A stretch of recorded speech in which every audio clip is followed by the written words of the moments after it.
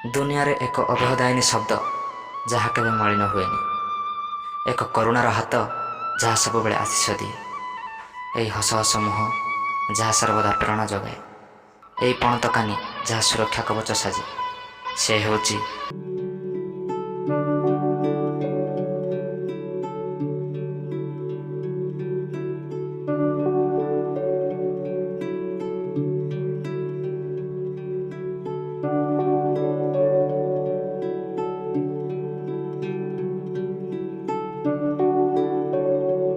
ଆଜି ବି ଛୋଟବେଳର ସେଇ ଗୀତ ମନେ ପଡ଼େ।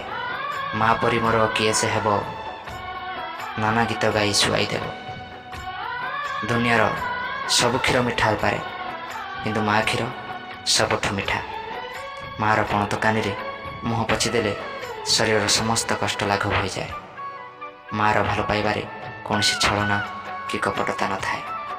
ଆଜି ବିଶ୍ୱ ମାତୃ ଦିବସରେ ସେହି ଜନ୍ମଦାତ୍ରୀ କରୁଣାପ୍ରଦ ସ୍ନେହମୟୀ ମମତାମୟୀ ମା'ର ଚରଣାରବିନ୍ଦରେ ଆମର କୋଟି କୋଟି ପ୍ରଣାମ। ଧନ୍ୟବାଦ।